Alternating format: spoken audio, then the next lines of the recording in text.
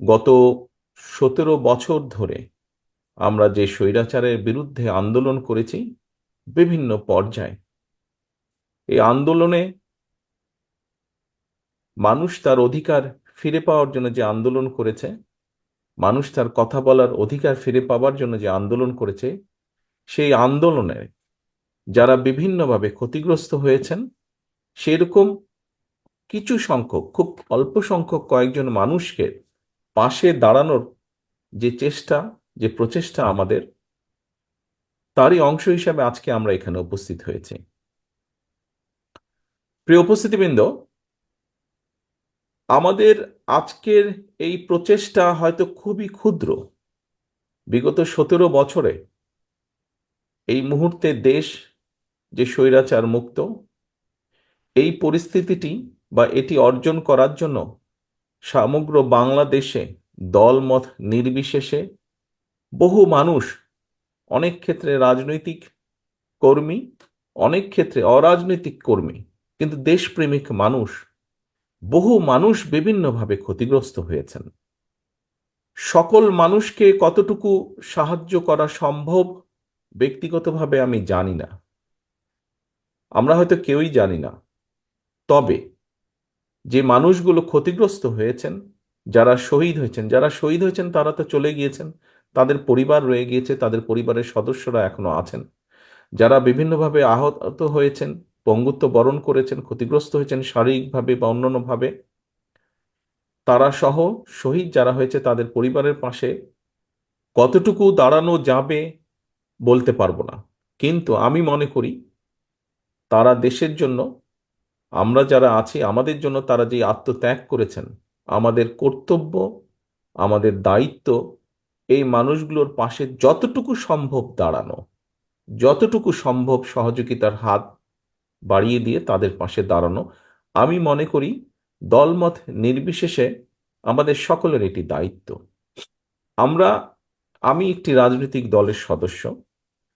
মঞ্চে যারা বসে আছেন, রুহুল কবির রিজভী সাহেব সহ এখানে আরো নেতৃবৃন্দ আছেন, বিএনপির বেশ কয়েকজন নেতৃবৃন্দ আছেন, আমরা সকলে একটি রাজনৈতিক দলের সদস্য, রাজনৈতিক কর্মী।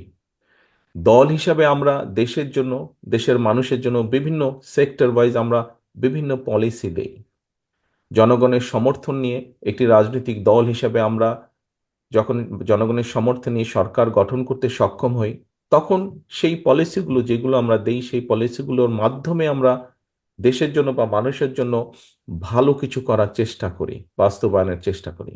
কিন্তু একজন রাজনৈতিক কর্মীর পাশাপাশি আমি একজন মানুষও, আমরা উপস্থিত প্রত্যেকে এখানে একজন মানুষ। এবং মানুষ হিসাবে আমি মনে করি মানুষ, রাজনীতি আমরা যেমন করি দেশের জন্য, দেশের মানুষের জন্য, ঠিক একজন মানুষ হিসাবেও আমাদের দায়িত্ব, আমাদের যতটুকু অবস্থা আছে, যতটুকু আমরা সক্ষম, তার ভিত্তিতে আমার পাশে যদি কাউকে আমি দেখি, আমার সামনে যদি কাউকে আমি দেখি যেই মানুষটির কোনো রকমের সহযোগিতা প্রয়োজন, বিপদে আপদে সাহায্যে প্রয়োজন, তাহলে সেটির জন্য আমাদের এগিয়ে আসা উচিত। শুধু মানুষ নয়, আল্লাহ আমাদেরকে সৃষ্টি করেছেন সৃষ্টির সেরা জীব হিসাবে, এবং সেই জন্যই আমাদের কর্তব্য শুধু যে মানুষের বিপদের পাশে দাঁড়ানো তা নয়, আল্লাহর সৃষ্টি প্রতিটি সৃষ্টির পাশে আমাদের দাঁড়ানো। সেটি যে কোনো জীবজন্তু হতে পারে, সেটি প্রকৃতি হতে পারে, সেটি গাছপালা হতে পারে। বিনা প্রয়োজনে গাছপালা কাটা যেমন ঠিক না, একইভাবে বিনা কারণে কোনো পশু পাখিকেও আঘাত করা ঠিক না। কোনো পশু পাখিও বিপদে পড়লে, কোনো ক্ষতিগ্রস্ত হলে, সেখানেও মানুষ হিসাবে, আল্লাহ সৃষ্টির সেরা জীব হিসাবে আমাদের সেখানেও এগিয়ে আসা উচিত বলে আমি মনে করি। প্রিয় উপস্থিতিবৃন্দ, আজকে আমরা কয়েকজনকে বিগত স্বৈরাচার আন্দোলনে কয়েকজনকে, যারা মাঠে ছিলেন, এরকম কয়েকজন মানুষকে আমরা সহযোগিতার জন্য চেষ্টা করছি। আমি ব্যক্তিগতভাবে মনে করি যে আমাদের এই চেষ্টাটি শুধু এখানে থেমে থাকলেই হবে না। এখানে আজকে দুজন ব্যক্তি, দুজন তরুণ আমাদের সামনে বক্তব্য দিয়েছে। একজন আলামিন নামে একজন বক্তব্য দিয়েছে। আলামিন তার বক্তব্যে বলেছে যে ডাক্তার তাকে বলেছে হয়তো আর কিছু করা সম্ভব নয়। তবে আমি এখানেই হাল ছেড়ে দিতে চাই না। আজকে আমরা এখানে হয়তো হুইল চেয়ার দিচ্ছি, কারণ তাদের কোনো কারণে তারা পঙ্গুত্ব বরণ করেছেন। সায়েন্স বর্তমানে অনেক দূর এগিয়ে গিয়েছে। আমি দৃঢ়ভাবে বিশ্বাস করতে চাই যে আজ না হলেও কাল, কাল না হলেও পরশু হয়তোবা আমরা এমন কোনো চিকিৎসা তাদেরকে দিতে সক্ষম হব, যে চিকিৎসার সুবিধার কারণে তারা হয়তো আবার আগের মতন হাঁটতে চলতে ফিরতে পারবেন নিজের পায়ে, হুইল চেয়ারের প্রয়োজন হবে না। আমি এভাবে জিনিসটিকে দেখতে চাই। আমি এভাবে জিনিসটিকে দেখতে চাই। আজকের শুধু এই 10 জন নয়, সারা বাংলাদেশে এরকম বহু মানুষ আছে যারা আত্মত্যাগ করেছেন। কতজনকে আমরা করতে পারবো, সেই চিকিৎসা সুবিধা দিতে পারবো, সেটি বলতে পারবো না। তবে থেমে বা বসে থাকলে বোধহয় ঠিক হবে না। যে কয়জনকে আমরা পারি, সে কয়জনের প্রতি আমাদের এগিয়ে আসা উচিত বলে আমি মনে করি। এবং শুধু রাজনৈতিক দল হিসেবে নয়, শুধু একজন ব্যক্তি হিসেবে আমরা নয়, আমি আজকে আহ্বান করব সমাজের প্রতিটি মানুষকে, যাদের যতটুকুই সমর্থন আছে, যাদের যতটুকুই সাধ্য আছে, সেই সাধ্য অনুযায়ী তারা যদি এগিয়ে আসেন, আমরা বহু মানুষকে সাহায্য করতে সক্ষম হব। কারণ সমাজ এভাবেই চলে সামনের দিকে, একজনকে আরেকজন সাহায্য করার মাধ্যমেই সমাজ ধীরে ধীরে এগিয়ে যায়। প্রিয় উপস্থিতিবৃন্দ, আমি এখানে আরো দুটি বিষয় একটু উল্লেখ করতে চাই। যে কথাটি আমি, তার মধ্যে একটি কথা আমি অনেক আগে বলেছিলাম, প্রায় 10 বছর আগে আমি বলেছিলাম, বাংলাদেশ জাতীয়তাবাদী দল বিএনপি এক যুগেরও বেশি সময় ধরে বাংলাদেশের জনগণের যে দাবি, বাংলাদেশের জনগণের যে অধিকার ছিনতাই হয়ে গিয়েছিল স্বৈরাচারের দ্বারা, সেই দাবি প্রতিষ্ঠিত করার জন্য, জনগণের সেই অধিকারকে ফিরিয়ে আনার জন্য বাংলাদেশ জাতীয়তাবাদী দলের মূল দল সহ বিভিন্ন অঙ্গ সহযোগী সংগঠনের বহু নেতাকর্মী আত্মাহুতি দিয়েছেন, বহু নেতাকর্মী বিভিন্নভাবে নির্যাতিত অত্যাচারিত হয়েছেন। এর মধ্যে রিসেন্টলি ছাত্র জনতার অভ্যুত্থানের মাধ্যমে জুলাই আগস্ট মাসেও বহু মানুষ আত্মাহুতি দিয়েছেন, হতাহত হয়েছেন বিভিন্নভাবে।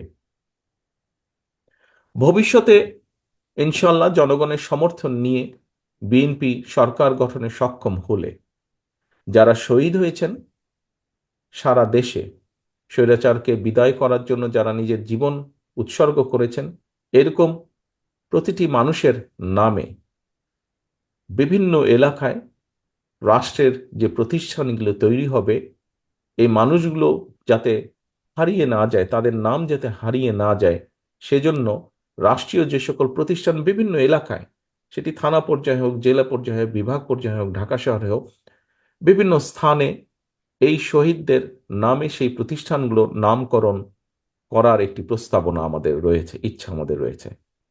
এবং একই সাথে একটু আগে যেই কথাটি বলেছি, যে যারা বিভিন্নভাবে ক্ষতিগ্রস্ত হয়েছেন, কতটুকু আমরা পারবো জানি না, তবে আমাদের অবশ্যই প্রচেষ্টা থাকবে যে কয়জন মানুষকে আমরা সহযোগিতার হাত বাড়িয়ে দিলে